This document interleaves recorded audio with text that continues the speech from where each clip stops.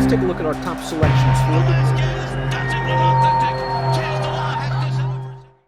Hi, everybody. Dan Illman, Mike Beer. The first stakes race of the Young Belmont meet is on Friday, and it is the $100,000 Affirmed Success Stakes, New York bred sprinters and some good ones going 3/4 of a mile. Before we get to the analysis, remember the Kentucky Derby is on the first Saturday in May. It's creeping up, and we've got you covered on DRF.com with the first look Kentucky Derby Contender Pass performances available now exclusively in Kentucky Derby packages. Some great deals on DRF.com. Check out those early contender PPs. Here's the field for the Affirmed Success. Race number 8 at Belmont Park on Friday. And Mike, you have some very talented horses in this race. Bank on Shay is 10-1 on David Aragona's morning line. This horse won a $500,000 stakes race for New York breds last year. Captain Bombastic, the number 4, competed in the H. Allen Jerkin Stakes. These are some nice runners.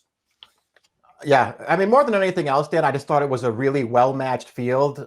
So personally, I just feel like as far as wagering decisions come down to, it just feels like we're going to have to see what price everybody goes off at. David made Captain Bombastic to the 9-5 morning line favorite, I guess, because he's getting the trainer changed to Chad Brown. He'd be pretty tough to take at that kind of a price.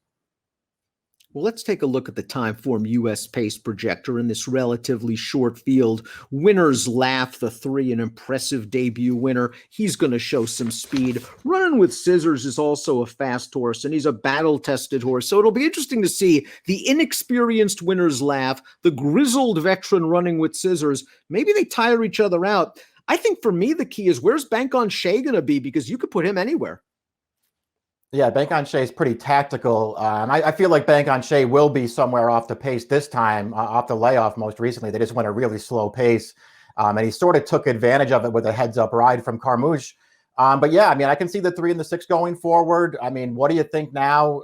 Who is 3-1 on the morning line is not a slow horse early, even though he's cutting back in distance. Even Captain Bombastic has enough speed to get forward.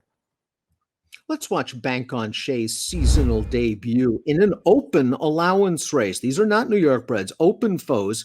Bank on Shay went right to the front. And as Mike mentioned, Kendrick Carmouche backed down the pace. And Bank on Shay is going to be very game to hold off a sharp horse. Oh, Trouble would come back to beat entry-level open allowance runners with an 83 Buyer's speed figure. Bank on Shay, never off the board, tactical running style, and a price on the morning line. Yeah, I mean, we'll see if he can improve. It feels like he is really going to have to improve to beat this field, Dan. Listen, he ran fine. When you consider that this horse basically missed the entire, through his entire 3-year-old campaign, he just didn't get to run. He came back off of a long layoff there, 7 furlongs, and he was able to gut it out and hold on. I mean, I'm not going to take anything away from this horse who does have some ability, but he has to run a better race than the one we just watched to beat this field. But it wouldn't be a surprise if he does. As you mentioned, that race, his first start in over a year, over a wet track at a demanding 7 furlong distance. What do you think now, the number 2? He's got 2 of the fastest races from a Beyer standpoint. Got a couple 89s on his page, including this race going a 1-turn mile against 2 other than New York breds. Let's watch. What do you think now? Who pushed the pace inside, opened up at about the 3/16 pole, and is going to hold sway? 6 furlongs might be a little bit sharp for him, but he has won at this distance already.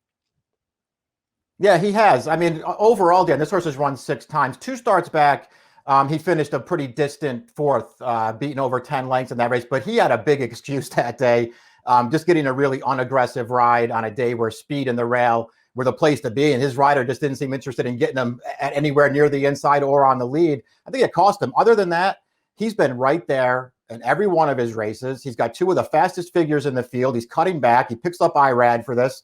I just feel like there's a lot to like about this horse. Patience paid off for the 3, Winner's Laugh, a very well-bred son of Broken Vow out of the talented Bridgehampton. Didn't make his debut to this race. March of his 4-year-old campaign, and we see Winner's Laugh winning this race. Now, he got a nice ride from Trevor McCarthy. He showed good speed. You see this half-mile fraction for the 6 furlongs, 47-2. It is not fast, but to Winner's Laugh's credit, he finishes it off. Yeah, he does.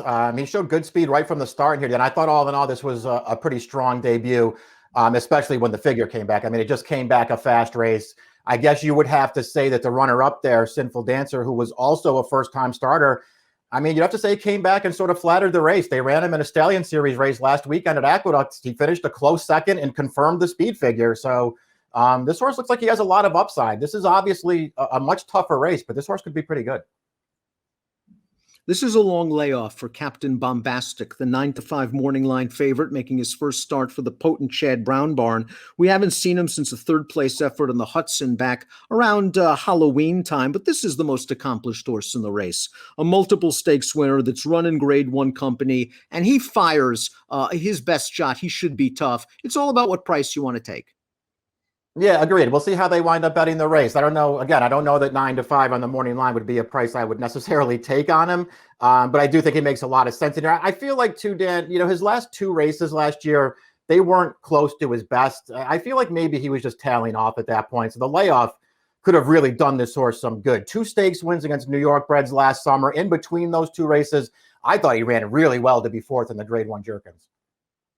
Linda Rice apparently has Big Engine going the right way. Let's watch Big Engine's prep for this start, going 6 furlongs at Aqueduct, and he's down inside right now, and once he gets to the clear, he's going to bull his way to the outside, finally gets clear, and once he gets to running with scissors, the number 6, he'll eventually change leads and go on to a comfortable win with a 92 buyer. If this pace heats up, he might sit a good outside stalking trip.